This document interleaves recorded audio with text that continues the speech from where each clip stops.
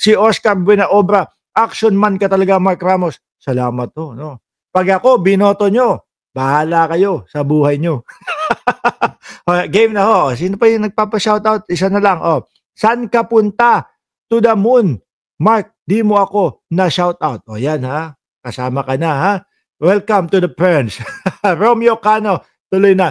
O game ho mga bossing. Naku, ilan ba to? 1, 2, 3, 4, 5, 6, 7, 8. Pumunta muna ho tayo sa Pangulo mga kababayan. Bago natin takutin si Bato. Ano? Puntahan muna natin ang Pangulo mga bossing. Actually si Ping Lacson ang nagsabi nito eh. No, i-analyze lang ho natin maigi mga kababayan. Kasi nga, 'di ba? Una, ito si Saldico ang superhero nila. Kung matandaan niyo ho, 'di ba? Bago mag-INC rally, si Saldico ay superhero po o bayani o buhay na bayani po ng mga DDS mga kababayan. At doon nga po, meron siyang inilathala, meron siyang ikinwento mga kababayan na kesyo daw po nagpasok o nag-insert daw po si Pangulong Bongbong Marcos ng 100 bilyon mga kababayan noong taong 2024. Diba? Tapos mga boss si Pamo sir, nung December 2024 mga kababayan, December 2024 ha, ibinalita naman po sa atin na nagbito, tinanggal, inalis, hindi sinama sa budget ng Pangulong Bongbong Marcos yung halagang 194 billion ho mga kababayan. So kung iisipin natin, sinasabi ni Saldico mga bossing na nag-insert si Pangulong Bongbong Marcos ng 100 bilyon no taong 2024 at ang balita naman sa atin na bumulaga sa atin. Actually ito papakita ko sa inyo para hindi tayo para hindi niyo sabihin na wala namang katotohanan sinasabi ni Mark Ramos. Ayan yung balita noong December 30 bago matapos ang taon 2024, President Marcos Jr. vetoes 194. So ngayon mga kababayan, kung iisipin nyo, wala na eh. No? Yung sinasabi ni Saldico, mga bossing, wala na ho yun. Bakit po, mga kababayan? Tignan mo, eto talagang narinig natin. Tapos yung ngayon lang na isinisiwalat ni Saldico, mga bossing,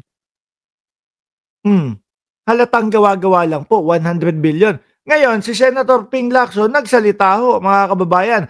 Malamang ito, sasabihin na naman po ng mga DDS, naku si Lacson, binayaran niya ni Bongbong Marcos para ipagtanggol siya. O gano'n naman ho lagi eh. Di ba? Gano'n naman ho lagi. Kapag ka nadedebunk sila, kapag ka, nabubuko yung mga katarantaduhan nila, ang sasabihin sa iyo ng mga yan, bayaran ka. Sabi ni Janelle Van der Hearst, mukhang maaga ka ngayon, Mark. Eto na, ang bagong oras mo. Hindi naman ngayon lang. Medyo nag-adjust tayo dahil ihahatid ko sa eskwelahan yung anak ko. Sabi dito ni Senator Ping Lacson, mga kababayan, kung totoo na meron siyang kikitain, bakit niya ibibito? Yun, tapos na ho ang usapan doon, mga kababayan. No, kaya nga ho, yung usaping Saldico at yung isang araw lang o isang linggo lang po ang bidang-bida sa kanila si Saldico o ang superhero nila si Saldico, wala na ho ngayon mga kababayan. Lusaw na, madali agad nilang tinapos si Saldico bilang superhero nila. Ganyan kasimple lang ho. Kaya nga 'di ba nung mga nakaraang live natin, yung mga nakaraang mga nagla-live stream tayo, ano sabi natin? Kapag ka etong pagbibito ni Pangulong Bongbong Marcos noong 2024 Disyembre ang inilabas natin, tapos na ang live natin. Wala na agad pag-uusapan.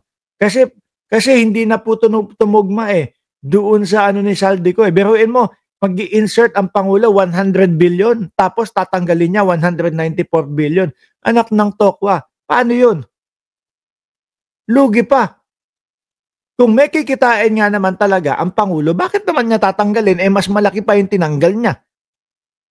O di ba? Ang implikasyon, pwedeng may gumamit ng kanyang pangalan. Sabi ni Senator Panfilo Lacson, maaari po. Baka nga sila yung mga gumamit niyan Kaya press na press sa utak nila Di ba? Baka isa doon sa mga kasapakat nila yung gumamit sa pangalan ni Pangulong Bongbong Marcos, nagta-try na kumita sila, pero hindi lumusot. Kasi nga po, na-debunk nung sariling balita pa lang ho na 194 billion yung binito. Hindi sinama ni Pangulong Bongbong Marcos. So ngayon ho, may mga pahabol sila para kay Saldico ho, mga kababayan. Kung maalala nyo, yung second video ni Saldico, mga bossing, ay may pinapakitang maleta. Di ba? Ang di mag-like, sabi ni Oscar Buenaobra, ang hindi mag-like, pangit kamuka ni Super Ate Babalina. Grabe ka naman, baka mag-like kan lahat yan. Di ba? Kaya nga ho, mga bossing, ngayon, ang ginagawa ng mga DDS, ang ginagawa nila, kasi hinihiling natin, nako, di dapat buksan yung maleta. O, ayan na. Ito ang pera ng taong bayan, i-deliver namin sa mga politikong gahaman sa pera. Ayan. Kasi nga tayo, nire-request natin, yung napakaraming maleta, mga boss Chief Amoser, nire-request natin, aba, buksan, ipakita ang laman yan. Bakit hindi man lang pinakita? O ngayon po, ang ginawa nila, o yan, madami daw maleta. Para ito tumugma doon sa naratibo ni Saldico na i-deliver kay Pangulong Bongbong Marcos at kay Martin Romualdez. Ang hindi alam na mga kumag, bobo, tanga, kumbaga pain lang natin sa kanila yun. Ang tagal nang nangyari yun. Tapos ngayon, biglang may bukasan ng maleta. Gago ba kayo? tapos, ibig sabihin, hanggang ngayon, nandiyan pa din sa kamay ninyo yung maleta, Saldico.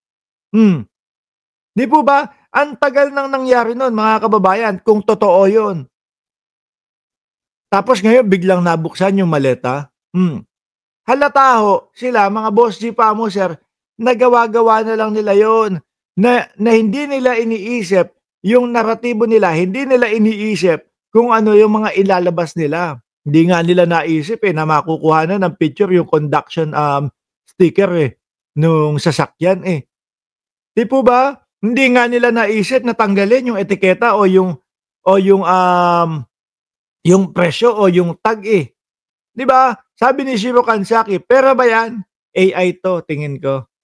Tapos pinatungan nila nung boses na nagsasalita na eto daw po yung gagamitin na limpak-limpak na pera ibibigay daw po sa mga politiko. Sabi nung gumawa nung AI. Para kasi ito tumugma doon sa sinasabi ni Saldico at para mapangatwiranan nila. O ayan, pera talaga yung laman nung mga mali-maleta na yun. Hindi nila alam dati pa nangyari yun. Tapos ngayon, parang sumusunod sila. Parang sumusunod sila doon sa nire-request natin. Paano masusunod yung nire-request ng mamamayang Pilipino na dapat buksan yung maleta? Ang tagal nang nangyari nun. Sabi ni Homer Miguel, ang maleta ni Marcoleta. Wig yata ang totoong laman nung maleta ni Saldico no? O, isa pa papakita ko ulit sa inyo mga boss. Ito ang pera ng taong bayan, i-deliver namin sa mga politikong gahaman sa pera. O, di ba? AI yan, mga boss.